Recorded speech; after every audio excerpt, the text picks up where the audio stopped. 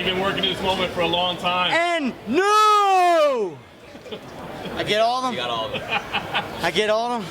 You've been working this moment for a long time, man. It seems like you're relaxed. Give us the feeling. Oh yeah, man. I'm enjoying you guys. You know, it was a little transition coming from the smaller promotions up here.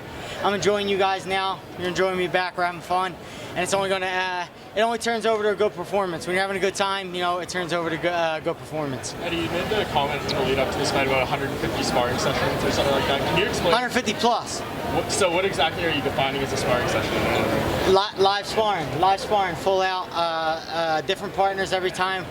We don't take minute rest, we take 30-second rest, and that's how we prepare. That's what goes into our training, and that's how we get ready for this dance going on. Why do you feel you had different results than others who have cited overtraining? Is there something specific about your camp and coaches that you feel it's a benefit? The more sparring, the better. Yeah. Hey, anybody knows if you're passionate about something, you love something, the more you do it, the better you get. People who talk about overtraining or overdoing something are people who ain't passionate about what they do. When you go to bed late and you wake up early, that's someone who loves what they do. And you need to be like that about fighting in order to be at the top. If you're talking about overtraining, you need to get out the game. Hey, when you see stuff on Twitter about your last two performances and how they weren't the most exciting, and people criticize you, and you see that, have they forgotten that you've been a part of some of the most exciting fights maybe in the history of MMA? Have they forgotten already? I don't know if people have forgotten, but I don't even know if people have ever seen what I've done in the past. And it really, it doesn't matter. What's done is done. Whether I did it last week or whether a year ago, what's done is done. What's important is the time is now, and it's important to keep changing. When people think I'm a brawler, I come in intelligent. People think I'm fighting intelligent and safe, I come in brawling. I keep people thinking, keep people guessing. That's what the game's about. Frankie Edgar's obviously fighting at 200 around the same time as you. How good was it for you to have the ability to train with him and both of you sort of having a fight around the same time? Unbelievable. I think we were like kids again, man. It was like I was my first MMA fight, training for my first MMA fight. The competitiveness in the room, me, Edson, Marlon, Frankie, and the whole crew. The competitiveness in the room is high, the stakes are high, and everybody's excited. It was one of the best training camps I've ever been involved in. You had trained there previously, but was being back in Philadelphia part of the rejuvenating process for you? Absolutely. Just being around my wife and kids on a daily basis, it gives me a break in my day. When I was out in Florida by myself, it was, I think it was like too much. It was fighting all day long. I had nothing to look forward to. Couldn't lay in the pool, have my kids smack me in the head to wake me up in the morning. There was a lot of normal things that went on that just were taken away from me, and they get weighed on me a little bit. And now I can act like a normal person. I think you need to be at peace to go to war, and I think in order for peace, you need some war. So they need each other.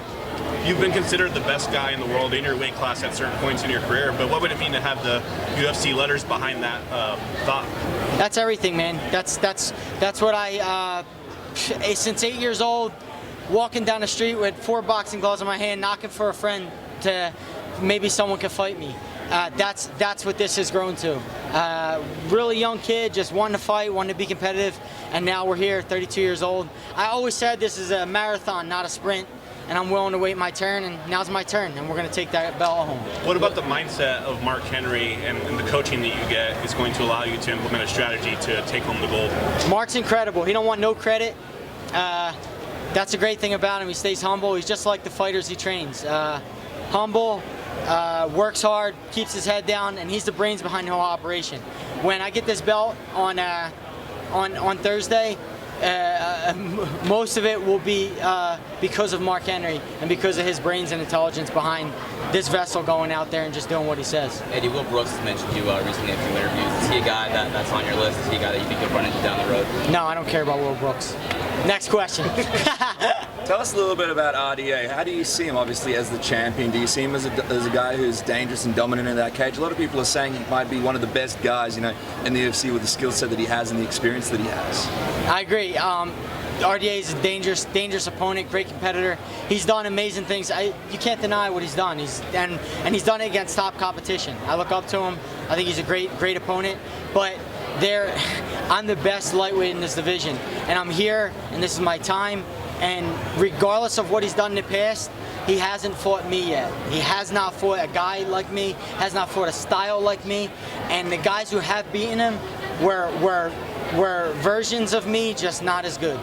You've said that RDA has a style that could bring out the best in your style. I mean, what is it about him that you think lines up to make this be an exciting fight? I think it's his aggressiveness. I think when I was beaten in the past, most of the times I was beat with intelligence. When guys got aggressive with me, it just got bad for him. So he's one of them guys who are aggressive, he's mean, he likes to come out and get in your face and show you who's boss. And I'm just not the guy to poke at and do that to. So I'm looking forward to that. I'm looking forward to being in that and enjoying this fight. A lot of people say he's the best pressure fighter in MMA. What would your response to that say? I don't know. Maybe so. Doesn't matter. This isn't his dance. I didn't come here to do what RDA wants to do. He's going to dance my dance, we're going to fight my fight, and I'll be the boss on Thursday night, and I'll come home with that belt. Do you have a backup plan if he doesn't dance, you dance? I mean, obviously, it looks like he will, but if he doesn't come out there and doesn't push the action against you and does sort of take the road that a lot of other fighters have against you, do you have a backup plan, and how will you deal with that? My number one asset is my ability to adapt. You guys see me, I fought with a damn near broken leg. I fought with closed eyes, broken orbitals, fought full rounds all the way out. I've gotten knocked out 10 seconds into a fight and fought 5-minute rounds. I have the ability to adapt under terrible situations, under different situations. I can fight different fighters. When the time comes, I'll adapt and trust my instincts, and I'll do what I have to do. What will you do, Eddie, with that extra time getting a weigh-in first thing Wednesday morning, and you don't have that whole day to have to wait to step onto a scale? What do those added hours do for you? Just more time to relax and get to do anything meaningful with that time? Yeah, how cool is that, man? USADA stepped up big time. We're getting another 8 hours, maybe another 25% of recovery time added on to the athlete's time. It's incredible. The things USADA's done with the sport and the small amount of time they've been there has been nothing short of incredible, and I'm so happy that they're involved. I pride myself on being drug-free. I've always been that way. I tell my kids the same thing, and they've done nothing but good for the sport, and I hope that it continues.